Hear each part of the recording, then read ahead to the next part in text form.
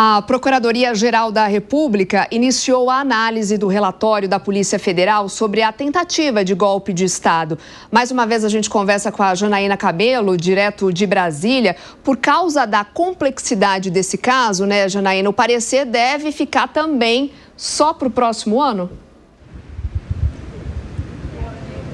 Pois é, né, Soraya?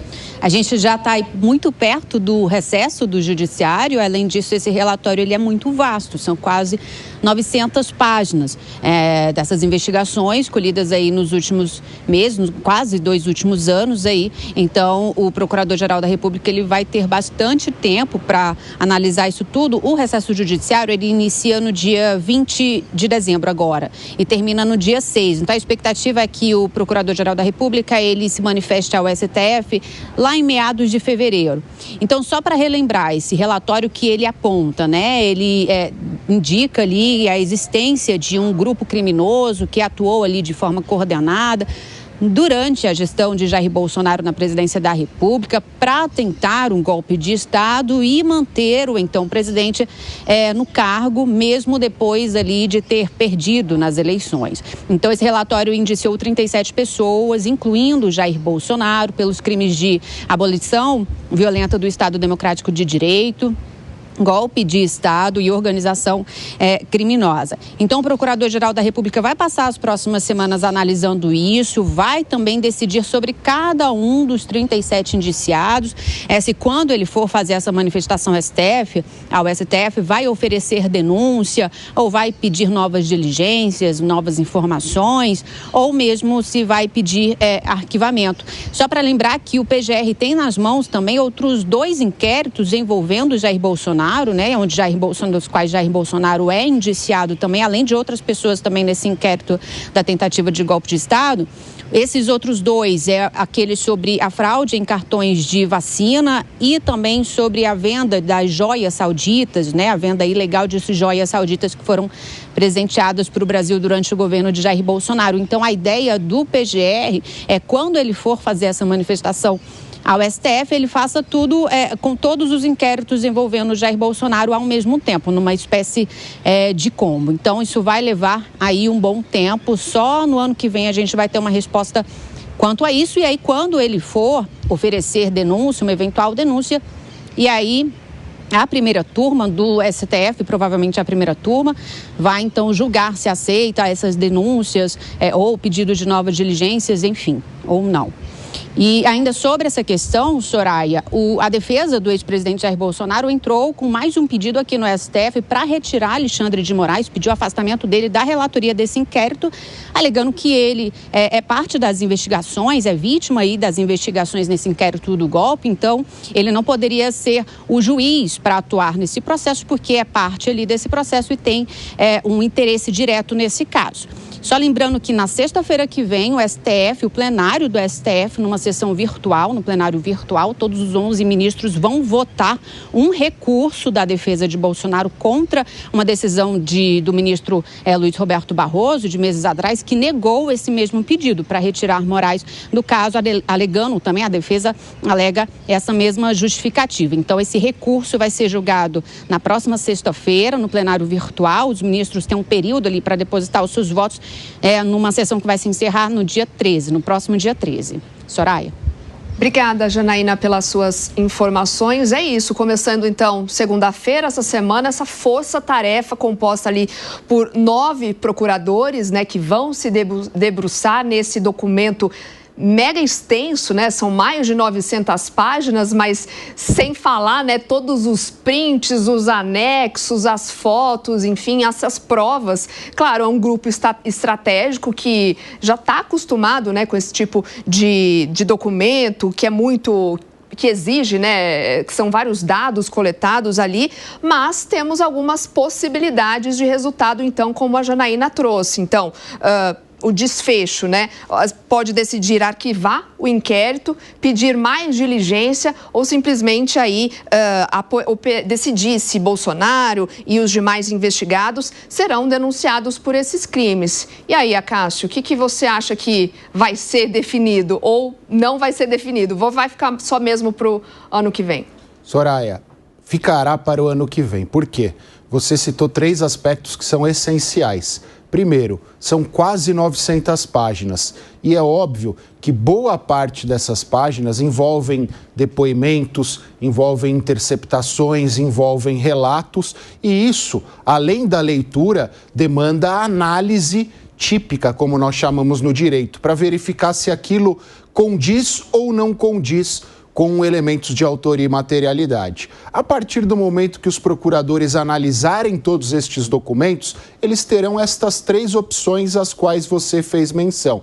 Eles acham que não há crime, pedem um arquivamento. Eles acham que há necessidade de mais investigações, devolvem para a Polícia Federal, ou eles acham que aquilo ali já está maduro, já está pronto, eles oferecem a denúncia. E a partir do momento que eles oferecerem a denúncia, cabe à primeira turma do Supremo Tribunal Federal receber ou não receber esta denúncia. Há um segundo aspecto que fala do pedido de suspeição feito pela defesa do ministro Jair Bolsonaro em relação ao ministro Alexandre de Moraes. Eles alegam que ele é parte naquele processo, porque ele supostamente seria a vítima deste crime, por isso ele não poderia participar do julgamento. Mas é importante nós observarmos o seguinte: se fosse um crime de homicídio cuja vítima principal é o ministro, nós teríamos a suspeição.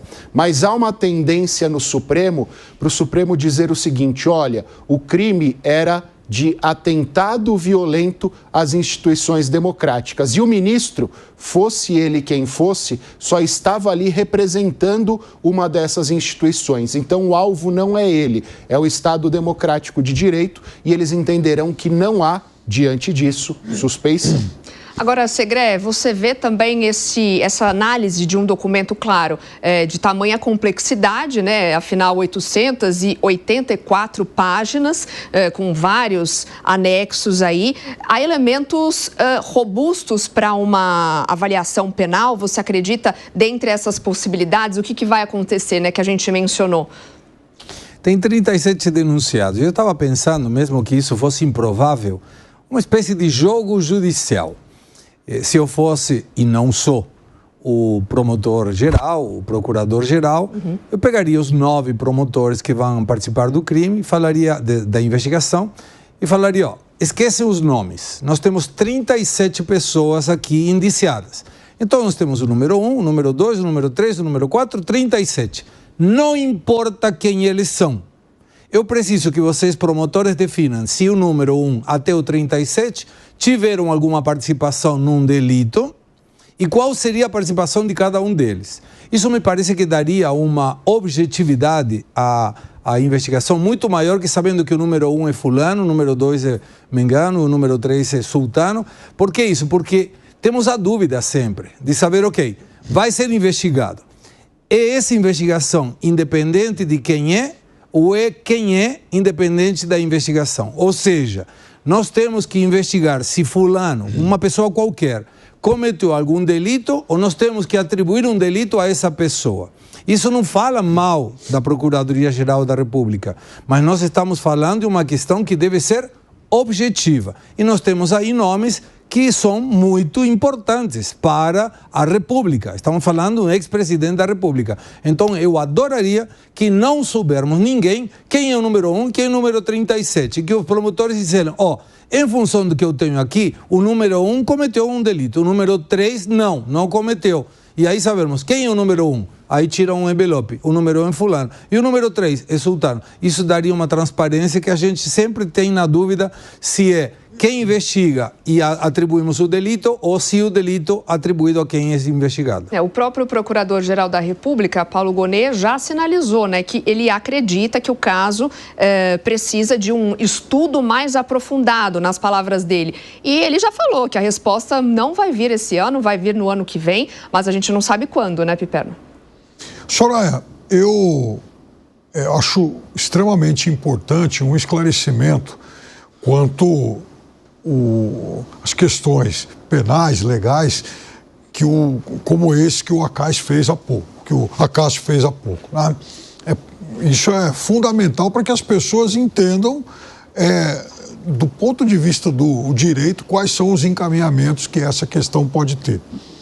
E veja, eu não faço parte de tribunal nenhum, eu não sou advogado, não sou especialista no tema, aprendo com os especialistas. Então, nesse momento eu queria mais me ater à questão política. E eu acho que a questão política, ela está trazendo um subproduto extremamente preocupante, que é o fato de que, principalmente os defensores do ex-presidente da República, se apegam muito à questão do planejar um crime não é exatamente um crime para, de alguma forma, isentar o ex-presidente de responsabilidade em tudo que aconteceu. Veja, eu enxergo nisso um desprezo pela democracia. É como se a gente estivesse dizendo o seguinte: bom, ele podia estar envolvido na urdidura golpista, mas, como não houve golpe, então ele, por tabela, é inocente, porque o planejamento de uma ação como essa não é exatamente um crime, né? Conforme as tipificações que o direito, apresenta. É uma linha de defesa. Ok, do ponto de vista legal, eu concordo que essa é uma linha que tem uma série de defensores. Só que tem uma coisa: e quem vai defender aí os pressupostos democráticos? Porque, vejam, se um grupo de pessoas, aliás, grupo esse que comandava o país, aceita discutir ações para impedir que o resultado legítimo de uma eleição fosse confirmado e, a partir daí, um novo governante tomasse posse, e esse grupo, inclusive, não excluía meios violentos para impedir isso, a posse, como é que eu vou acreditar nas credenciais democráticas dessa gente? Então, e veja, tem muita gente que apoia isso, ou seja, tem muita gente que despreza a democracia. Às 5h28, a gente aqui do 3 de 1, começando então a discutir sobre essa força-tarefa que iniciou nessa segunda-feira. São 9 procuradores fazendo parte dessa força-tarefa para analisar aquele inquérito da Polícia Federal que indiciou o presidente Jair Bolsonaro e outras 36 pessoas por suposto envolvimento então na elaboração de um plano de golpe de Estado. Também há outras suspeitas como abolição do Estado Democrático de Direito e também organização criminosa. Zé, existe alguma possibilidade, alguma chance real de arquivamento da denúncia? Eu vejo a possibilidade de arquivamento sobre alguns nomes, né? E até a possibilidade de inclusão de outros. Pelo Supremo, a Procuradoria-Geral da República ganhou poderes de investigação também, né? Como a Polícia Federal. Então, ela mesma pode fazer investigações complementares e isentar. Essa força-tarefa de 9 procuradores, ela é muito forte, já vem atuando exatamente em processos parecidos e tem atrás de cada procurador, evidentemente, o seu gabinete. E cada gabinete de cada um desses 9 tem especialistas, tem pessoas muito bem preparadas que vão saber qual é o trabalho.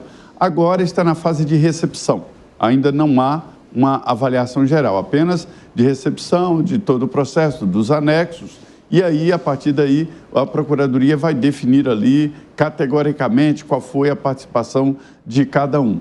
Não há possibilidade de que isso seja definido nesse ano. Haverá o tal recesso forense. Eu acho esquisito que um poder tenha duas férias por ano dessa forma, né?